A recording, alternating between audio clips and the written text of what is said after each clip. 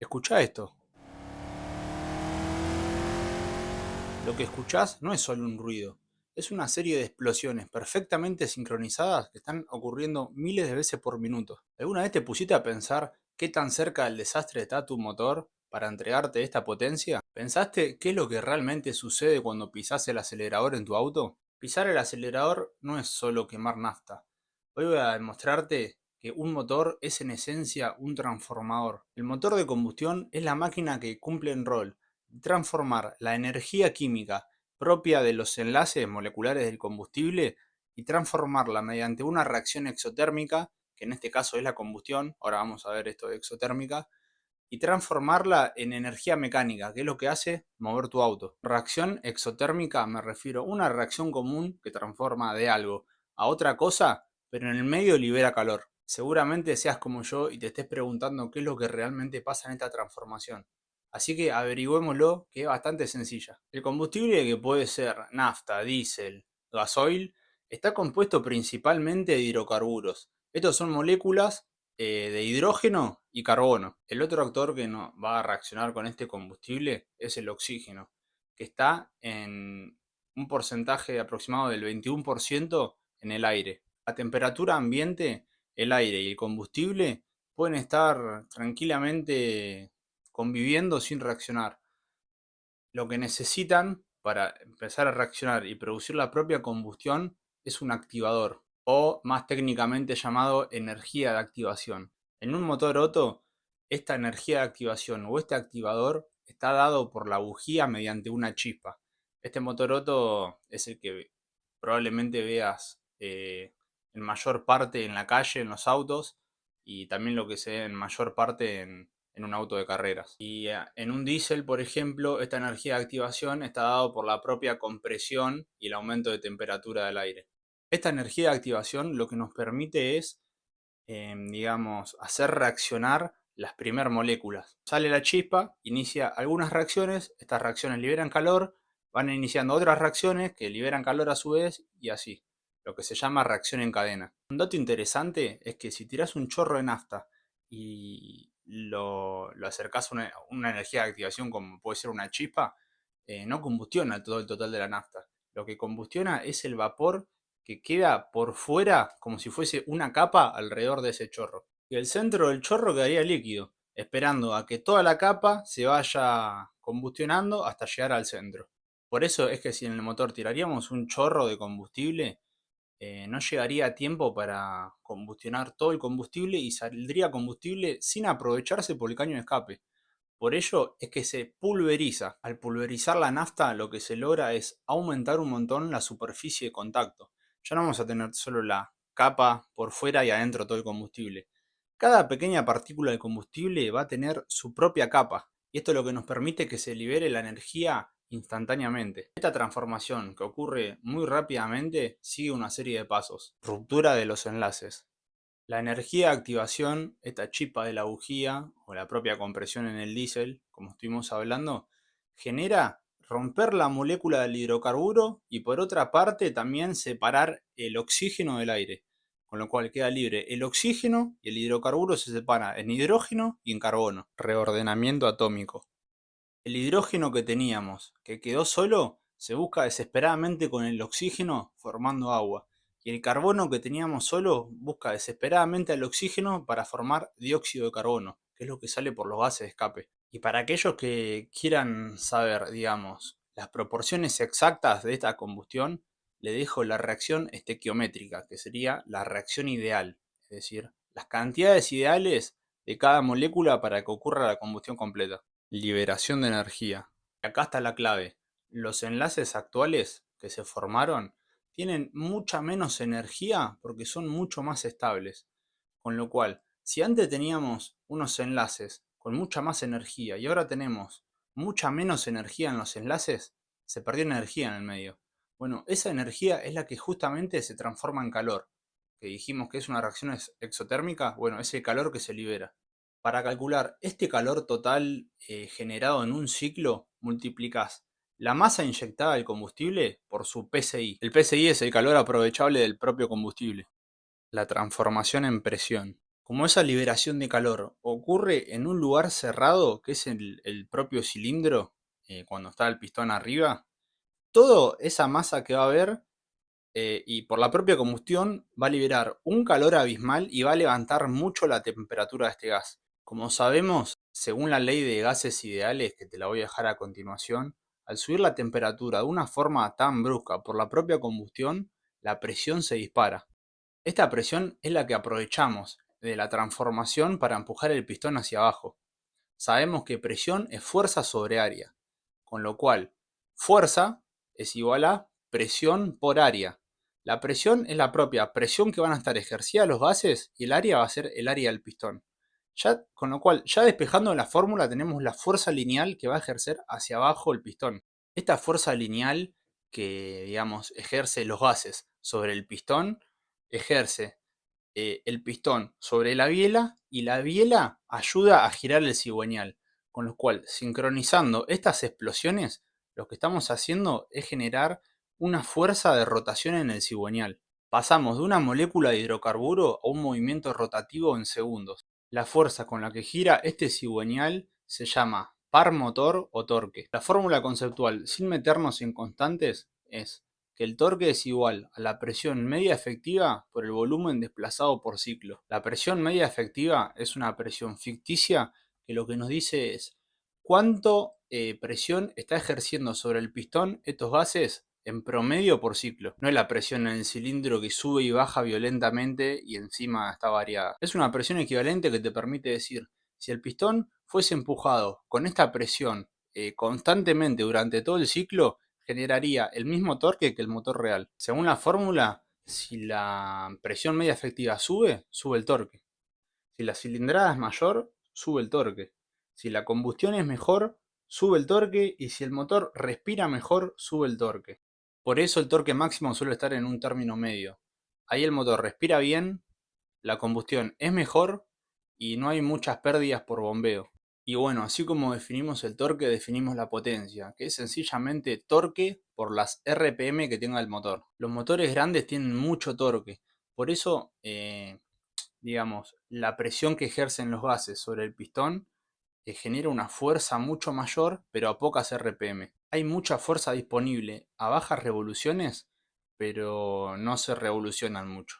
Por ejemplo, un motor 4.0 turbodiesel, que genera aproximadamente 500 Nm a 2000 RPM. Varía aproximadamente de 140 a 180 caballos de potencia. Fuerza hay de sobra, pero la potencia no escala porque no gira muy rápido. Y después están los motores chicos que tienen poco torque, pero pueden levantar muchas RPM. Por ejemplo, 1.0, 1.4, 1.6 genera mucho menos torque por su baja cilindrada, pero muchas RPM, porque son ligeros, respiran mucho mejor y tienen levas agresivas. Al girar muy alto, ese torque relativamente bajo se multiplica muchas veces, lo que genera una potencia alta cuando el motor se revoluciona mucho. Por ejemplo, un motor 1.6 atmosférico genera aproximadamente 160 Nm a 6500 RPM. La curva de potencia sube mientras el aumento, digamos, de RPM compense la caída del torque. Cuando el torque cae más rápido de lo que suben las RPM, la curva se plancha. Acá te dejo un ejemplo de una curva de potencia de un BMW.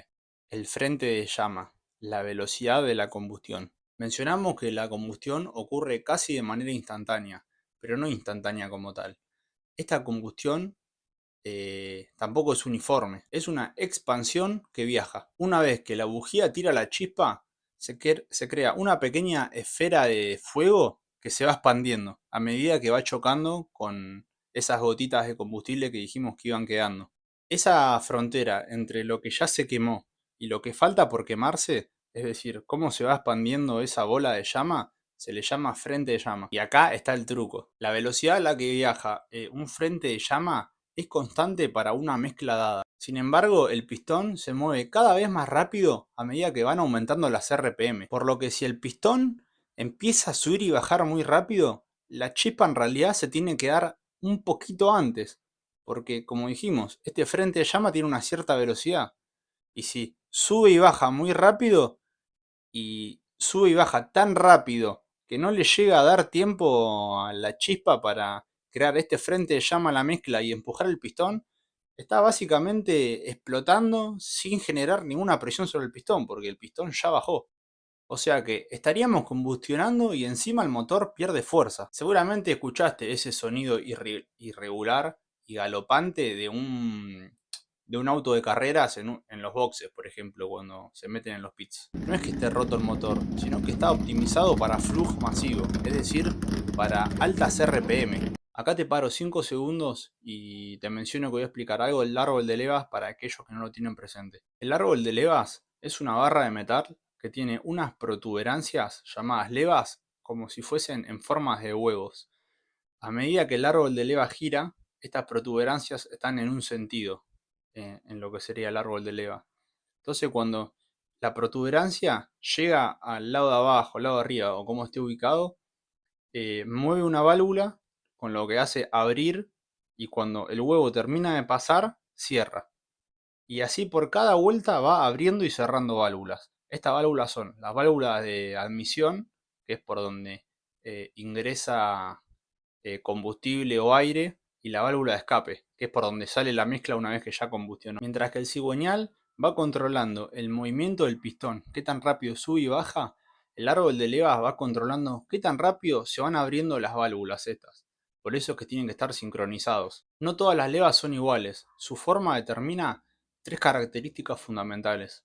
La apertura o lift, que es qué tan hondo se abre la válvula. La duración, que es cuánto tiempo permanece abierta. Y el momento, exactamente en qué grado de giro del motor se abre. El cruce de levas. Acá donde se pone realmente interesante para vos. En un auto de calle, cuando la válvula de escape se está empezando a cerrar y ya termina de cerrarse, recién ahí se abre la válvula de admisión. Pero en un motor de carreras lo que queremos es que respire anormalmente a 9000 RPM o más. Para eso utilizamos el cruce de levas. Es un periodo de tiempo donde la válvula de admisión comienza a abrirse y la válvula escape todavía no se terminó de cerrar.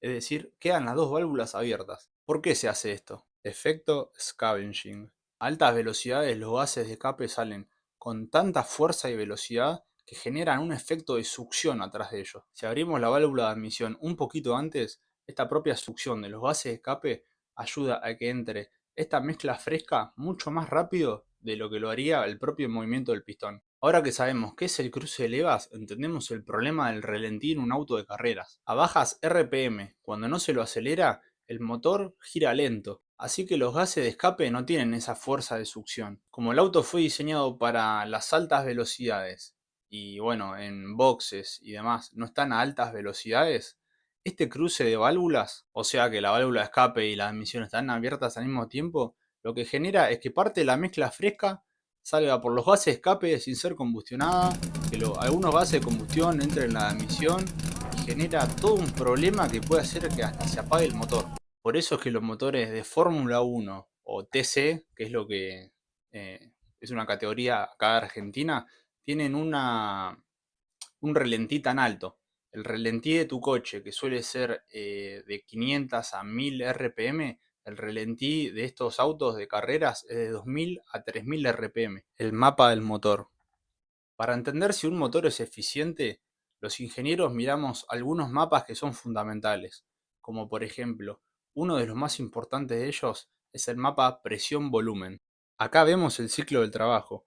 El área adentro de esta curva es literalmente el trabajo neto que el motor nos entrega, con lo cual, que a mayor presión, mayor va a ser el área encerrada y mayor va a ser el trabajo que le vamos a poder aprovechar del motor. Pero para que la presión sea máxima, la relación entre aire y combustible tiene que ser perfecta, y para ello utilizamos otro mapa, el triángulo de Oswald. Esta herramienta gráfica nos permite saber, analizando los gases de escape, dióxido de carbono en el eje vertical, oxígeno en el eje horizontal y CO, es decir, monóxido de carbono en las rayas diagonales que te muestro a continuación. Nosotros buscamos estar acá, en la combustión perfecta, con lo cual según lo que midamos en los gases de escape, vamos a hacer las modificaciones necesarias para llegar a este punto. Esto en la realidad se mide con la sonda lambda. Esta computadora lo que mide es este sensor, esta sonda lambda que es un sensor de gases de escape, y en función a lo que va detectando lo va cambiando en tiempo real las dosis tanto de combustible como el aire que va entrando en el cilindro para poder llegar a la mejor proporción de mezcla posible. Con lo cual, si te sobra combustible que no se combustionó, o si inyectás aire de más, en realidad lo que estás haciendo es tirar rendimiento por el caño de escape. El objetivo es estar en el punto donde la combustión sea lo más limpia y potente posible. Pero si dijimos que el exceso de aire es malo, ¿por qué los ingenieros nos obsesionamos con meter mucho más aire a presión por el turbo? Esto te lo dejo para el siguiente video, donde vamos a hablar al detalle acerca del turbocompresor, o bueno, más comúnmente llamado turbo. Como último y conclusión, quiero que te lleves que, a pesar de hablar de estas mezclas perfectas, eficiencia máxima y demás, el motor a combustión es un gran desperdiciador. De cada 100 pesos que cargas de nafta en la estación de servicio, solo aprovechás entre 25 a 30 pesos en mover el auto. Eh, Toda esa transformación en la combustión en gases calientes, aprovechás una sola partecita en mover el auto y después todos esos gases calientes salen por el caño de escape. Casi el 70% de la energía química se pierde. Una parte se va, como dijimos, por el caño de escape y la otra se pierde a través del radiador en forma de calor para que el motor no se funda. Obviamente sin contar las pérdidas de fricción, bombeo y de calor al bloque. Básicamente tenemos una máquina que es excelente generando calor y que aprovecha a usar un poco de esa energía para movernos en el auto. Espero que te haya gustado el video de hoy y si querés que te responda a la pregunta que hice anteriormente, nos vemos en el próximo video. Como dije siempre y hoy una vez más, nunca dejes de aprender. Un saludo.